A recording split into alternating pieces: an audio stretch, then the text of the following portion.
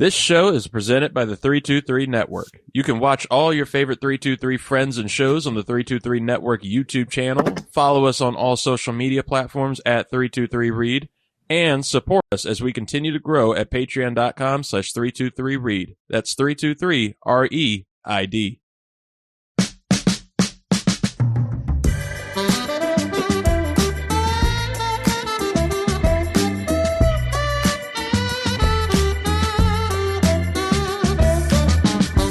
Ladies and gentlemen, welcome to the 323. I am your host, Reed Murphy. I'm really happy for you. I'm gonna let you finish. Who the fuck is that guy? Look at the show. I'm the captain now. Welcome to the fucking show. Fuck Scott.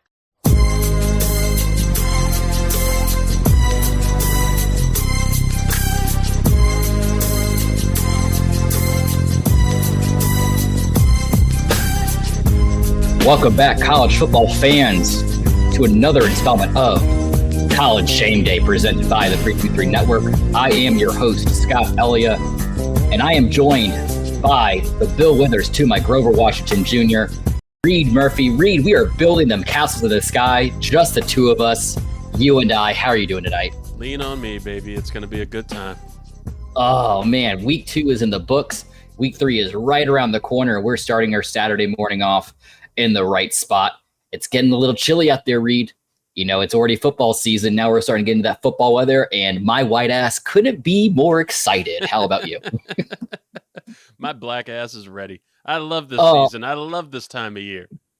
Listen, for folks who aren't familiar with Virginia and the weather pattern here in the Mid-Atlantic, it is unbearable, especially in the summertime. You walk out, you feel like you're just walking into just a hot, sticky mess. And I just can't stand it. I woke up this morning, went out for work, and it was a nice crispness to the air. And I just sat there for a second and I had a moment. I had a moment with myself. I had a moment with our Lord and Savior. And I am just thankful that we're finally over the hump. But like I said, not here. This is perfect sweater weather up in my part of Virginia, where you start in a sweater and then you're sweating like crazy the rest of the day. You know what? I'm glad you mentioned that because that actually happened to me today as well. I went to my first couple stops. It was still nice and cold outside. And then for some reason, it was like around 11:30. I was sitting on a conference call in the car and I was sweating bullets. Looked down, it was like 93 degrees. I'm like, this is why people get sick. Yeah. Is because of all this weather fluctuation. Thankfully, I've dodged it. But a couple teams that didn't dodge it last week, there were some upsets in week 2 of college football. We'll get into that here in a little bit. But a quick little recap for you guys for last week. Game of the week, number 14, Tennessee, playing number 24, NC State. And of course, Tennessee just completely routed NC State 51-10. Tennessee quarterback Nico, you know what? I'm going to try to say his name again. Iamaleava. Call him Nico. I'm not going to butcher it again. I've only heard people call him Nico. I've seen a couple people, they try to they try to do the show off thing with the name Nico Iamaleava. Damn it. I tried to Iamaleava, whatever. But either way, Nico, he totaled 276 yards, 3 touchdowns, despite throwing 2 interceptions. Tennessee's defense is just completely dominant. Will Brooks, 85-yard interception return for a touchdown, which was insane. Like I said, Nico completed 16 of 23 for 211 yards, threw those 2 touchdowns, rushed for another 65, including a 31-yard score. Dylan Sampson rushed for 132 and 2 touchdowns. And you talk about just completely dominating on the ground. The yardage differential between these two teams was crazy. 460 yards to 143. NC State was one of those teams that I felt that could sneak into the college football playoff. They still could with how the ACC is kind of panning out right now. They could sneak in simply because they won the conference championship. But when you're going up against a defense, especially in Tennessee, I mean, this is what they need to do. They're in the SEC. They forced 3 turnovers, including, like I said, Brooks' interception return, which, mind you, was the 10th longest in school history. Reed, do you see Tennessee with how fast they've come out the gate right now? Do you see them vying for that spot and giving Georgia a run for their money?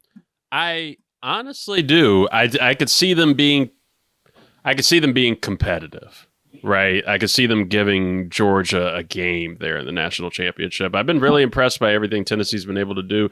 Nico has been a very, very, very fun quarterback to watch. I don't necessarily know if they can beat Georgia outright. I don't necessarily know if they can take that throne from them, but I like Tennessee's chances better than most schools right now, is what I'll say without giving anything from the future away. Yeah, and I mean, and we'll find out, here in a couple weeks exactly if they can hang with Georgia, because they're slated to play Georgia at Georgia the week before Thanksgiving, I believe. I think it's the second week of November, the 16th. They're on the road there. Their schedule, it's kind of soft in the grand scheme of things. They do have Alabama at home here in about 3 weeks or so. It's only about a month, exactly a month. They got Oklahoma they're on the road at Oklahoma in 2 weeks. They have a nice little kind of buffer game this coming week against Kent State at home. So we'll see what's going on there. Thankfully, Tennessee coach Josh Heupel, he praised Nico for handling adversity well. NC State coach Dave Doran expressed his confidence in Grayson McCall. I had a lot more higher hopes for Grayson, and he's an incoming transfer from Coastal Carolina. So he's playing with a lot of these bigger, more renowned programs. So hopefully they can kind of right the ship there in Raleigh. Next up for them, they return home. They're playing Louisiana Tech. That would be a fun game to watch as well. Wheel of Degenerate, Reed. We just keep missing it, just by the skin of our teeth. But we did call one of these, I guess, an upset. Major upset, I guess, simply because Georgia Tech was ranked. But we did take Syracuse money line over Georgia Tech. They did win 31-28. We did also take the under 47.5 points for the Kansas State and Tulane game. We missed that one, but we did hit an Ole Miss minus 42.5 against Middle Tennessee. I thought that one was going to be the one we were going to miss, but they did destroy Middle Tennessee 52-3. We also missed on the over. I would have flip-flopped these. We missed the over 63.5 of the Utah State USC game. USC beat Utah State 48-0. But the big upset of the week, in my opinion, last week, Northern Illinois over Notre Dame 16-14. But we took the points on that game. They were giving them 27.5. I felt that game was going to be really close, like how it ended up being. So of course, give me the points. I wasn't confident taking them straight up on a money line bet, but I guess it's kind of irrelevant now. Northern Illinois made $1.4 million to play that game. And and now a lot of folks are kind of picking them to be that group of 5 team that sneaks into the college football playoff. Maybe they can make a run. Maybe Notre Dame just isn't for real. Maybe they're just the Las Vegas Raiders of the college football world. But Reed, let me ask you, in my opinion, this puts Marcus Freeman clearly on the hot seat, right? I mean, overall, his record's 20-9. He's 2-1 in his bowls. I believe he's going into his third full season there in Notre Dame. He has a couple notable non-ranked losses. Back in 2022, when he took over officially, he lost to Marshall, and I believe they also got paid a little bit over $1 million to play in that game. And then later on in the season, they lost to non-ranked Stanford. And then last year they lost to Clemson, who was also non-ranked at that point in time. His buyout, it's manageable. It's like just barely under $4 million, which in this day and age is chump change. I mean, just look how much Jimbo Fisher got for his buyout. Yeah. And Brian Kelly, I mean, he was there for 12 years. He went 113-40, 5-5 in his bowl games, and they moved on from him. There are rumors swirling, Reed. I don't know how close you are if you're with your ear to the ground in the college football world with these coaching changes, but there's rumors that your boy, Urban Meyer, may be making a reappearance in college football as the next head coach of Notre Dame if this were to actually play out. And I was also seeing part of it that Urban Meyer's even stated that in the past, if he ever were to go coach Notre Dame, where he was a wide receiver coach back in the day, that he stated that he wouldn't even have a buyout clause in his contract if he just got fired. So 2-part question. Is Marcus Freeman on the hot seat? And is there a reality where Urban Meyer comes back and coaches Notre Dame if it happens? To answer the first question, and excuse me, there's a easy joke with a hot seat and Marcus Freeman based on all the based on all the sex appeal that NBC likes to give him on that.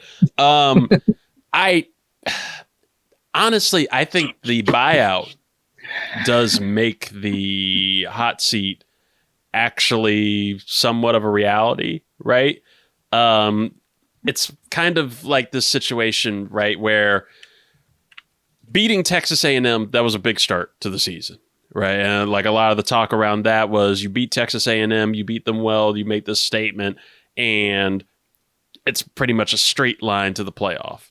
Straight line to the college football playoff. You'll be good for it. It'll be all right.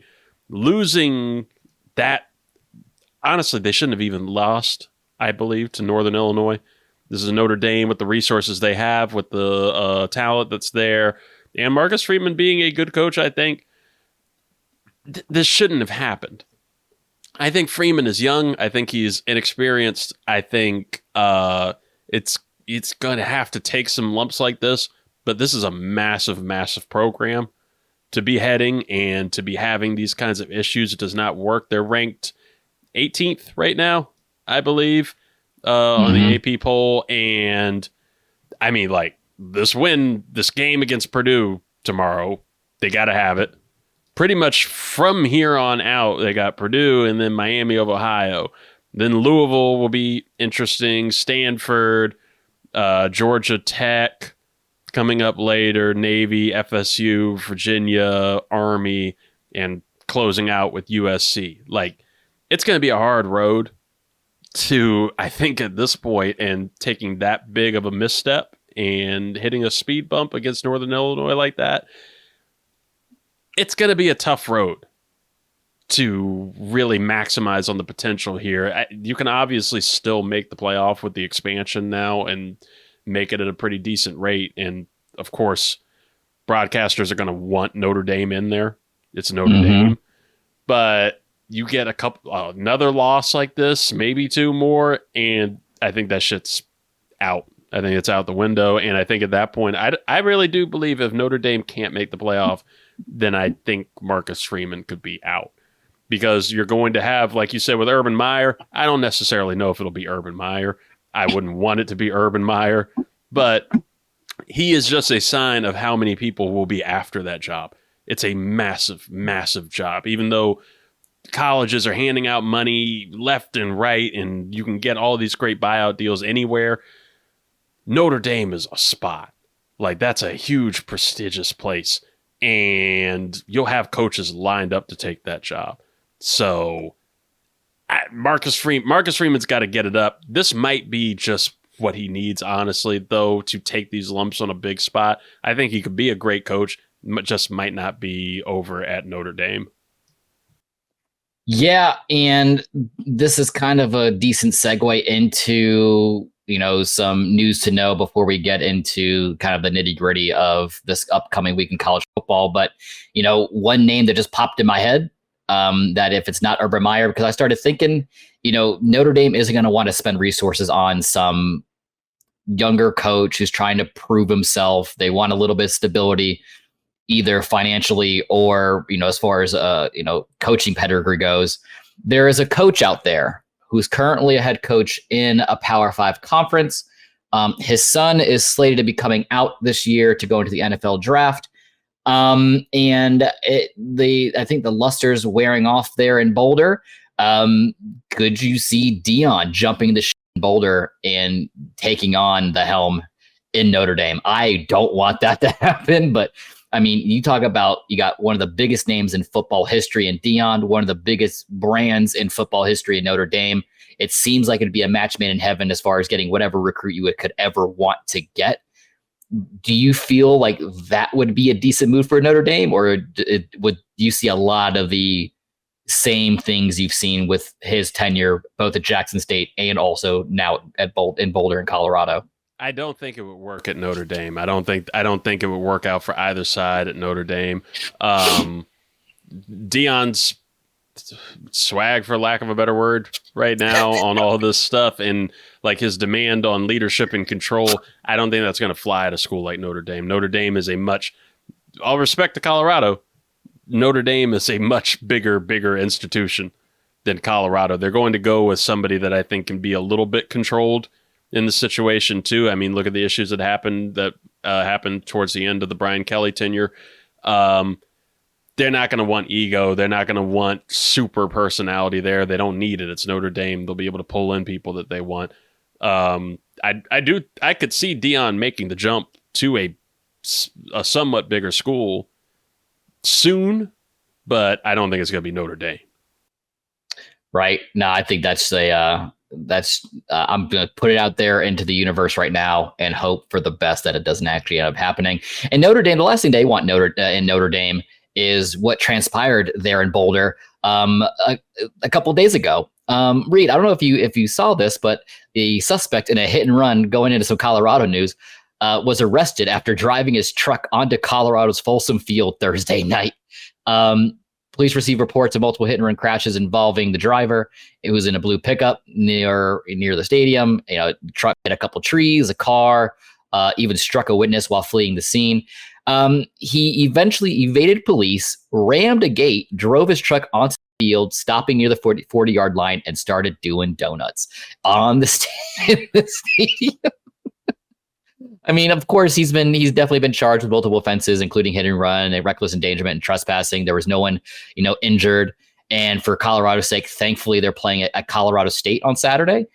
They won't be returning to Folsom Field until September 21st, so in 2 weeks, to face off against Baylor. So hopefully they can get the field back in order. But I think that's the last thing they need happening there in the holy grounds of college football in Notre Dame. No, yeah, that doesn't need to be happening. I was going to try to figure out. Guess was that who was LSU's old coach? Who was the old swamp monster?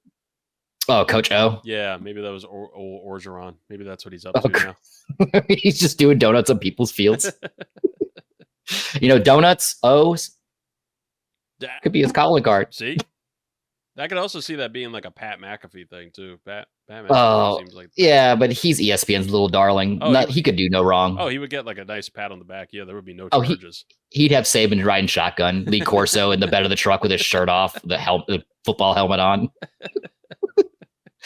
Oh, folks, but we're going to stay out west. It is September. We're about a month and a half away from Halloween, and it is officially spooky season, and nothing is spookier than Dr. Frankenstein himself, and looks like he is out there on the West Coast trying to make the Pac-12 a thing again. He's trying to bring them back to life because it's been officially reported that the Pac-12 will be expanding to include Boise State, Colorado State, San Diego State, and Fresno State. Starting in the 2026-27 academic year, they will be leaving the Mountain West. They'll be joining Oregon State and Washington State, who are the only two remaining schools, Pac-12 schools, after the 2023 conference collapse. Pac-12 Commissioner Teresa Gould expressed excitement about the conference's new era and praised the board for approving the additions. I feel there's going to be some more because Mountain West Commissioner Gloria Nevares acknowledged the departure, stating that all members must adhere to the conference's bylaws and policies regarding exit fees. But if they're already kind of adding these teams, I could see a day where the Mountain West and the Pac-12 actually eventually just merge completely. I think this is one of the things me and you talked about months ago as far as speculation goes. Those exit fees are terrible. Departing Mountain West schools, they'll need to pay an $18 million exit fee with 2 years notice, or $36 million with 1 year's notice. That makes a lot more sense why they're waiting until the 26-27 year. The Pac-12 is also expected to assist in paying these fees using withheld media rights funds for these departing members, which is nice. That they're going to try to do as much as they can to bring these schools in. So maybe that was kind of that main selling point. Because if you look at these Pac-12 teams or older the Pac-12 teams of yesteryear, this year right now, that same original Pac-12 group are currently 21-2 and 3-0 against the SEC teams. So it's like these teams aren't terrible. I think they weren't feeling like they were getting supported by the Pac-12, which they definitely weren't under their previous commissioner. Reed, do you like are you for the Pac-12 revitalization, or would you rather just see the Pac-12 just die out completely at this point? No, I'm for it. And, just as we take these steps, and this is exactly what you brought up in the past of just seeing those two merge eventually. And I mean, it's just like how everything goes with these giant consumer products. Like, eventually, I mean, we'll probably see the Pac-12 get swallowed by something bigger as this whole thing just grows and grows and grows. But for now, why not keep the Pac-12 alive? Why not keep the Pac-12 in there? Why not keep the tradition and the legacy and start like anew, right? Keep things thriving for a little bit until it eventually gets swallowed by the black hole of the SEC or ACC or who knows what. Yeah, I think the inevitable thing, me and you we've talked offline about this before. We could see how they might rebrand these conferences as more how the NFL does their divisions and conferences, and just trying to make it one massive league and just trying to break teams down more geographically. The Pac-12 will also need to expand by 2 more schools to meet NCAA minimum requirements. Reed, there's a couple teams left in the Mountain West that I feel would still bring some significant value to the Pac-12 if they were to join. San Jose State's still there. UNLV is still there. Hawaii, I think Hawaii would be a great grab for the Pac-12.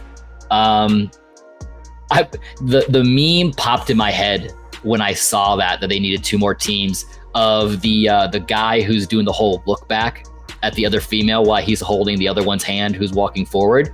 And I was thinking of Stanford and Cal. Wouldn't that be the craziest Uno reverse if somehow Stanford and Cal can get out of the ACC and go back to the Pac-12? That would be a weird situation, but I feel like we're down for weird. I feel like the world is down for weird like this. Why not? I'd be okay with it. Fuck it. Why not? Fuck it. And speaking about fuck it, apparently Georgia, the Georgia football team says fuck it to speed limits because we have yet again another incident that came down today. Georgia cornerback Daniel Harris was arrested Thursday night for reckless driving. 106 on a wet road, 41 miles per hour over the limit.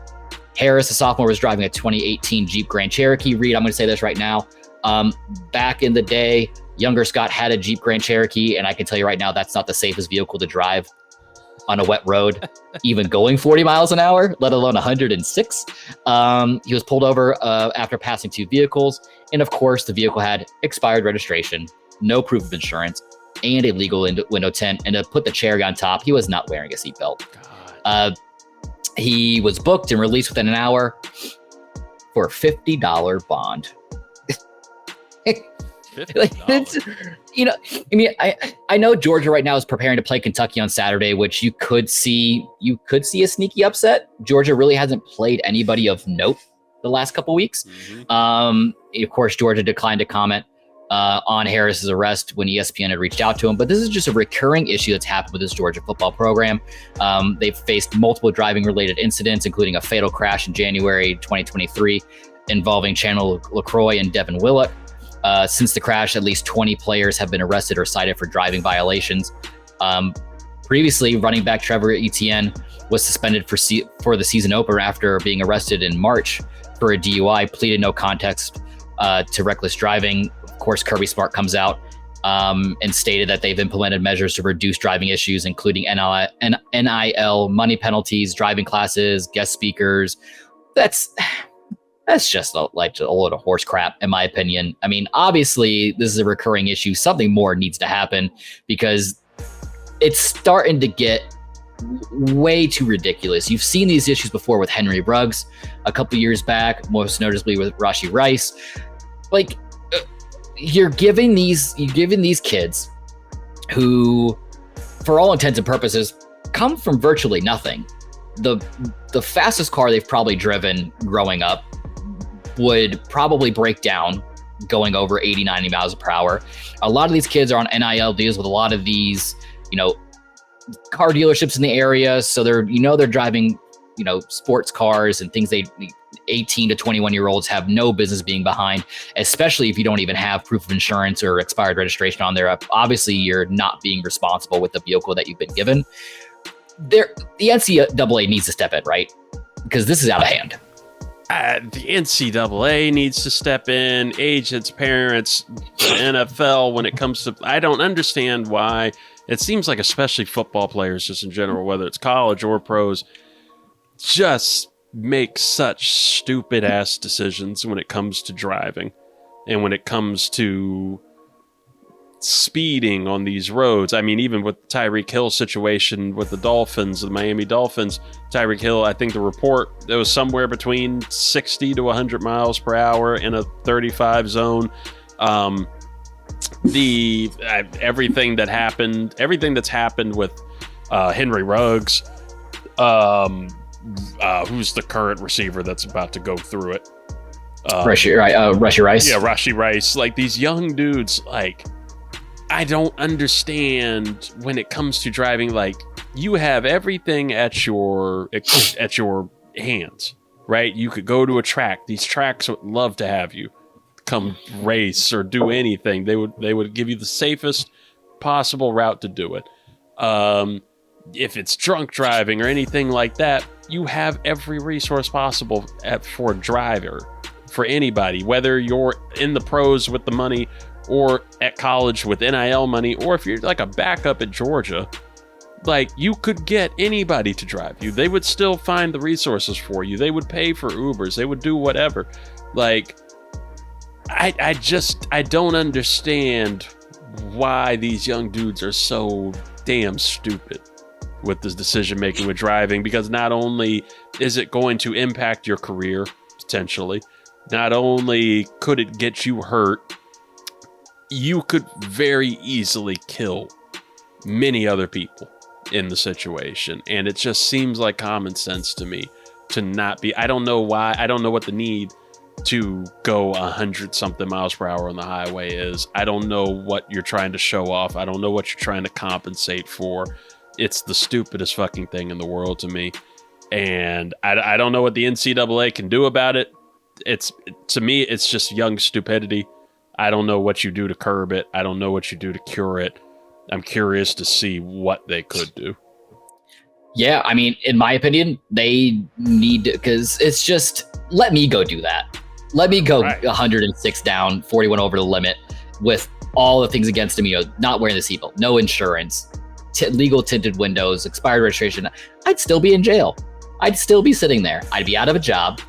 Who knows what would be happening in the personal side to my life at that point if this were to all happen, because I wouldn't have a license anymore. But for those who have never been to Athens, Georgia, there is nothing out there. And cops are just salivating the thought of pulling over one of these kids because they know it's going to happen. The NCAA needs to hammer it home with all these kids and make the punishments, I don't want to say extreme, because it would fit the crime, not the crime. I don't want to say crime, but it would fit the situation. It's one thing if you were to be pulled over going 10 miles an hour over the limit. That happens all the time. Okay, that you can look the other way, slap them on the wrist, and kind of move on. But with egregious situations like this is where the NCAA, Georgia, Kirby Smart, whoever is funding the NIL need to step in and make an example. It's a you do it once and there's no second chance. Right. Pull the NIL, you're out of the funding, pull your scholarship, 1 year suspension. You don't get that year back. There's no exceptions. You lose a whole year of eligibility because of a stupid decision. And of course, you can, like I said, you can make that argument because he's young, blah, blah, blah, blah, blah. We've all been there. We've all done stupid things being young. But doing something like this, there's no justification behind it. Wow. And it needs, somebody needs to step in before we have anything worse happen. I mean, hell, it's not even that. They've already had something happen. They already had a fatal accident. Not even a year and a half ago. So it's like, obviously someone's not doing what they're supposed to be doing in Georgia, and let alone the NCAA. But I digress. It's probably not the appropriate time to play it, but we've said the word too many times. Georgia. You know what? And I'm not going to say the word Georgia because Georgia. We're not doing the shameful eight again. I refuse it. Like I said, I'm dying on this hill. We're not doing it. Maybe next week. maybe do a little tease here. Maybe we will. Maybe if we won't, there's only one way to find out. You're going to have to listen next week here at College Shame Day. But I will put in my first official Heisman Watch of 2024. And it is going to shake up to be, it's going to be quarterback heavy. I've just come to terms with it, Reed. That's how it always is. The hope that I had that a defensive player was going to get it or like a skill position player was going to get it, it's out the window because these quarterbacks are playing out of their goddamn mind. Starting it out, Oregon quarterback Dylan Gabriel. And side note, congrats. Newly engaged Dylan Gabriel. Congratulations to you. Posted that on IG over the week. So congrats to him. Last week against Boise State, 18 for 21, 243 yards and 2 touchdowns. On the year, 59 for 70, 623, 4 touchdowns, no interceptions. So looks like he's doing what he needs to do there in Oregon. This will be, I lied. I said I was going to say Georgia again, but I'm going to say it right now. Georgia's quarterback, Carson Beck. I mean, he's posting crazy numbers because they haven't really played anybody. I don't want to give him the, higher up on the list. I mean, yeah, last week he went 18 for 25, 242 yards and 5 touchdowns, but he played Tennessee Tech. Did you know Tennessee Tech was even a real school? I didn't. I couldn't guess that, but now I'm curious to go do the old school thing and look for their notable alumni. Yeah, let me know at the end of the show. On the year, 41-58, 520 yards, 7 touchdowns, no interceptions. Your guy, and somebody who I feel is going to sneak up because I don't believe in Texas and that they're going to pull it out. Now go. Miami quarterback week against FAMU, 20 for 26, 300 yards passing, 3 touchdowns. On the year, 46 for 61, 689 yards, 6 touchdowns, and 1 interception. It pains me to say this, Reed, but you're right. I think Miami's going to take the ACC this year. Yeah, that's right. I don't like saying this. I'm just hoping Mario Cristobal does Mario Cristobal thing, fucks up somewhere on the line. I mean, at some point he's going to, right? Like you just know he's going to. Oh, it's just a matter of time. Yeah. Moving on down the line, Ole Miss quarterback Jackson Dart last week against Middle Tennessee, 25 of 27, 377 yards and a touchdown. On the year, 47-54, 795 yards and 6 touchdowns, no interceptions. Ole Miss, I feel, is going to be that team that eventually comes out of the SEC because that is one scary, scary team down south. And moving on to who it pains me to say is probably number 1 because he's the Texas quarterback, Quinn Ewers. And I mean, last week, traveling to Michigan, 24 for 35, 246 yards and 3 touchdowns, going into hostile territory like that on one of the biggest stages this early on the season. On the year, 44-63, 500 yards passing, 6 touchdowns and an interception. Yeah, pending some kind of detrimental injury or some kind of implosion, I think Steve Sarkisian and company down there in Texas, I think they're gonna be dangerous, but I just don't really have faith in Texas teams. They're gonna fuck up somewhere. Oh, at some point. I call it the Vince Young curse. Oh boy, but folks, that brings me to the most exciting part of College Shame Day, and that is Game of the Week. That's right, folks, Game of the Week, presented by the 323 Network. ESPN College Game Day, they're traveling to South Carolina. Reed, that's a kind of a strange pick for them. It's number 16 LSU traveling to South Carolina. Fuck Kirk, go Cox. Yeah, go Cock. I hope. What's his dog's name? Bo? What the fuck's his name? Ben? Yeah. First of all, the whitest thing you could do is naming your dog something like that. And secondly, I hope I don't want to wish ill will on a dog, but I hope he just takes a shit on Kirk's feet. Okay, that works.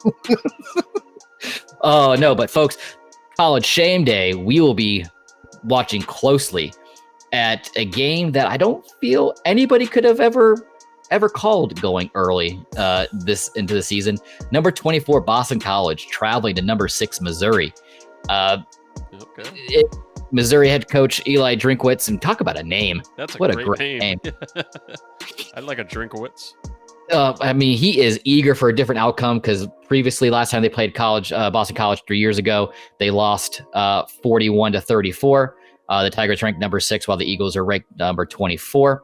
Drinkwitz, he definitely remembers that 2021 loss all too well.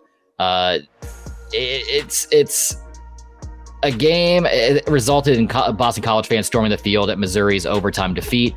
So that leaves a bad taste in people's mouths, right?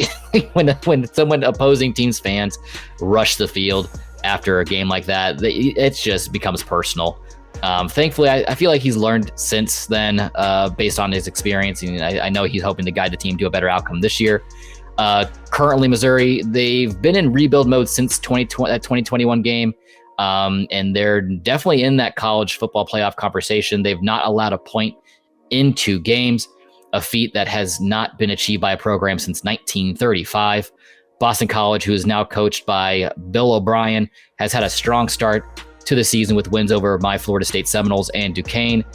If I don't know if you watched that Boston College Florida State game, Reed, but he had these kids playing damn near at an NFL level. Like, he had them prepared, and I feel with his resume, he was a head coach there at Penn State for a while, and then had a brief stint in the NFL.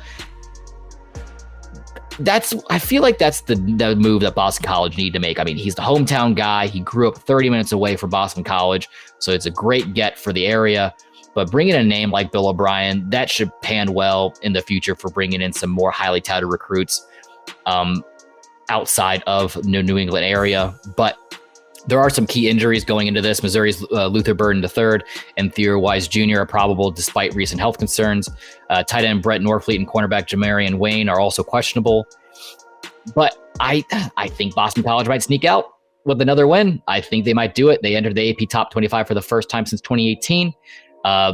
Coach Bill O'Brien's definitely emphasized the program's winning history and readiness through tough competition. I think having that Florida State game under their belt now is going to add to the swagger, and their quarterback is scary dangerous.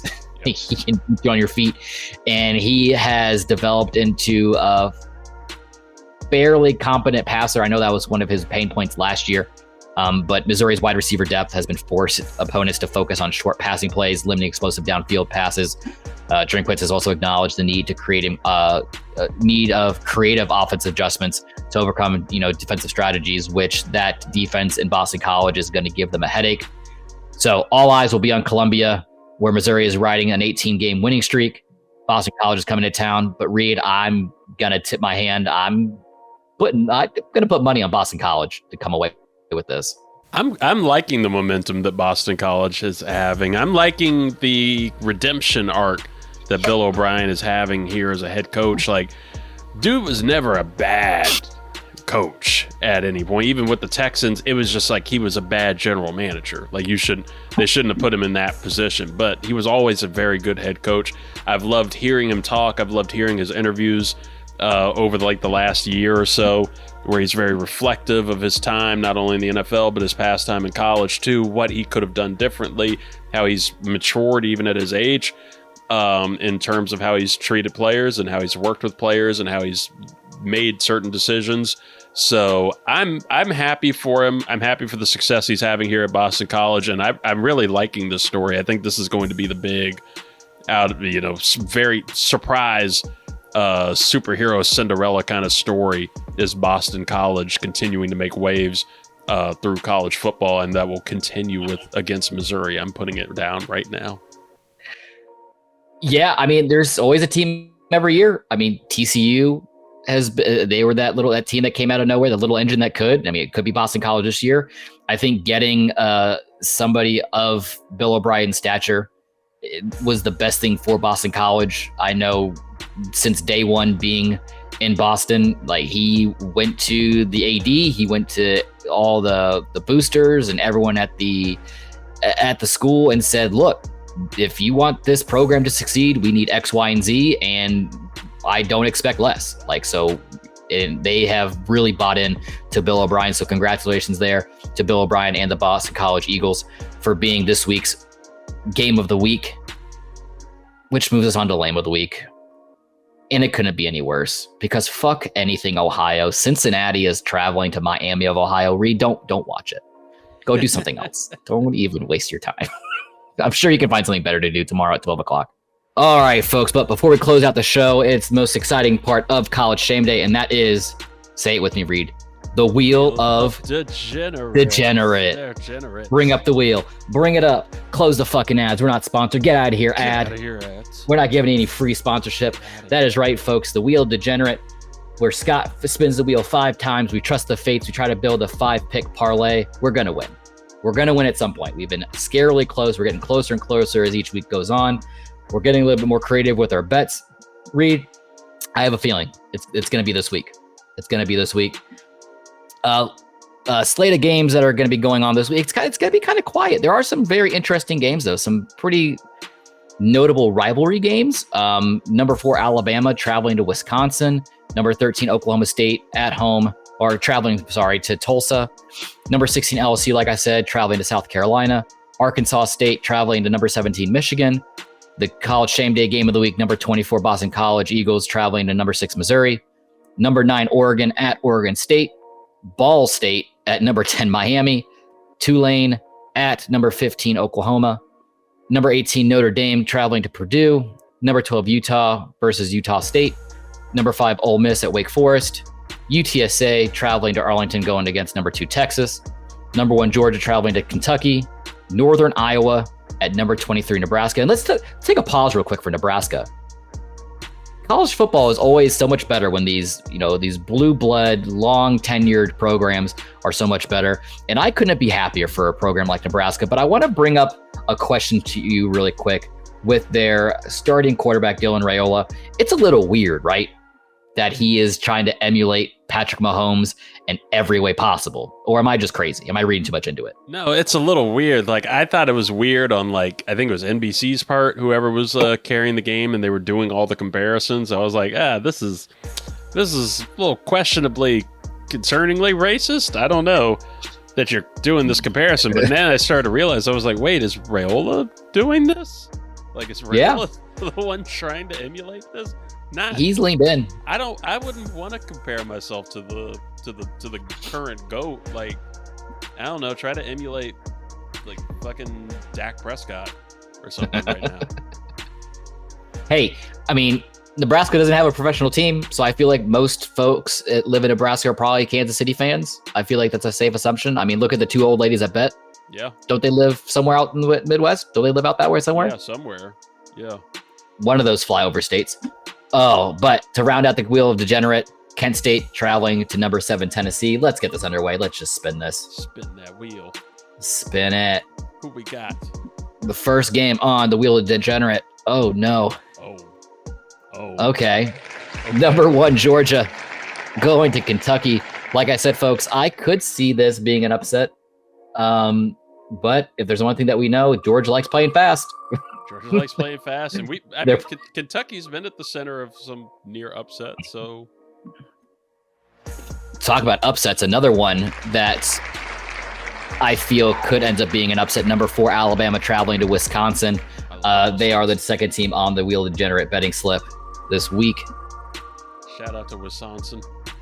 Keep in mind, Reed, we're not including number 20 Arizona at number 14 Kansas State because they are playing at this time of record. Oh yes. Oh, Utah State is back on the ticket. They just love College Shame Day. We might need to go out there for a game because the third game on the slot is number 12 Utah at Utah State. Ooh, put me back in the home of Mormon land in Utah. What a time. Hey, if you ain't soaking, you joking. Talking about soaking, look at that. We got the Green Wave. We got Tulane traveling to number 15 Oklahoma as the fourth game on the College Shame Day Wheel of Degenerate betting slip. Number 5, Reed, who do you want? Who do you want to see up here? I want the lame of the week. No, we're not putting it up there. We're not putting him up there. Oh, man. Oh, we got your boy. We got Cam Ward in Miami playing at home against Miami. Ball State. Ball State. I always thought could get a little hairy. School. Oh, boy. That's Very interesting slate of games here for the Wheel of Degenerate betting slip. A couple upset potentials. Just to reiterate, number 4, Alabama traveling to Wisconsin. Ball State at number 10, Miami. Tulane at number 15, Oklahoma. Number 12, Utah at Utah State. And number 1, Georgia at Kentucky. And like I say every week, folks, I will not tell you my official picks right this very second on the show. The only place you can find that is the official Instagram of College Shame Day at 323 College Shame Day. We can find all the great content we have over there. We've had a lot of great traction over there as well, Reed. I don't know if you've noticed it. Some really great engagement overall. Some fans have been coming out and stating their displeasure in some of the words that I say. But hey, like I tell them, I have an ex-wife, so I'm already used to somebody not liking the words that come out of my mouth. Out of all these games that we've talked about, or any games that we haven't talked about, is there anything that's on your radar that you would like to watch going into week 3? Honestly, Georgia, Kentucky. If not for the potential of an upset, just to watch Georgia's overpowering everything. Their overpowering offense, their defense is crazy. I love Malachi Starks. He's very fun to watch. So just don't put him behind a wheel. Yes, that's true. I'm very curious to watch Georgia on TV, not on the road. Oh, man. Well, that is it, folks. Thank you again for tuning in. Oh, actually, wait a second, Reed. Because we've been teasing this. We've been teasing this for weeks now. Have we now? About some kind of major announcement here on College Shame Day, because we got some exciting news. Some great things for you College Shame Day listeners. Starting this month of September, we're launching a monthly giveaway brought to you by the 323 Network. That's right. Not each week, please. I don't think the wallet could handle it, but each month, one lucky fan. That's right. It could be you. Well, it can't be you, Reed. It can't be me. I'm pointing at myself. Yeah. But you, listener, that is currently hearing my very sultry voice in your ears right now, you could be that lucky fan to win a gift card to Fanatics to grab your very own college or pro football swag, because I don't like to discriminate. It's 2024. I don't want to get canceled. So if you want to support your pro team, go for it. I go with college. College is a lot better. But a couple tidbits to know on how to enter. Please make sure that you're following us on all platforms at 323 Read or at 323 College Shame Day. For every like, comment, and share of our posts during the month, you'll get an extra entry. The winner will be announced during the first show of every month. So stay tuned, stay engaged, rep your team, and you could be walking away with some fresh new gear. Good luck, Shame Day family. Reed, if you were the lucky winner of a non-sponsored, free Fanatics gift card to get any team swag you want, college, pro football, soccer, because I looked on their website and they got everything for everybody. They do. So don't let me tell you what to get. You can't go wrong at Fanatics. I mean, I would try to stick with college, and I mean, VCU doesn't have a football program. I could maybe wind up with some type of VCU swag or gear, but I think I'd try to find myself a number 2 jersey or some type of or a number 1 for a Taysom Hill BYU jersey. Ooh, BYU you say? That's where I played. That D2, but it wasn't D2 anymore. It was just rec league on a parking lot football at BYU Idaho. Well, you'd be glad to know I'm on Fanatics' website right now, and they got plenty of BYU swag. Yeah. Shirts, polos, quarter zips, hoodies, hats, a woman's bold type easy t-shirt. I could do that. If you want to listen, Christmas is right around the corner. The holiday season is almost among us. It's going to be before that. I was in Walmart today, Reed, for work. You want to know what I saw them setting up? Christmas shit. Oh, God. It's already out. It's already getting set up. My God. So what a better way than parlaying this free Fanatics gift card into some swag for yourself, your loved one, your child, somebody close to you, a colleague, and get them a gift that you don't have to stress over. That is amazing. But Reed, I want to thank you first and foremost for joining me today here on College Shame Day. It was a pleasure. Please let the fans know at home where they can find you. Of course, you can find me at 323 Read, at 323 REID on all the social media platforms, and the 323 Network on YouTube. Go to the find the 323 with Reed Murphy on Spotify, Apple Podcasts, wherever you listen to your podcasts, it has this feed. You're obviously listening to this on one of those platforms. So just keep following us, subscribe, like, rate, review, do all those things. And stick with us. Thank you, guys. Thank you for having me, as always, Scott. I couldn't have said it better myself, but I'll give it a try. Thank you all for tuning in again to the 323 Network podcast here. We appreciate your support, passion for college football. Please stay connected with us on Instagram, Facebook at 323 College Shame Day or at 323 Read. Check out our YouTube channel. You see our darling faces. See all the fun hijinks that happen behind the camera that you don't get the full experience when you're only using your ears. Don't forget to subscribe, catch our latest episodes wherever podcasts can be found. Until next time, embrace the shame, and thank you again for listening to 323 Network.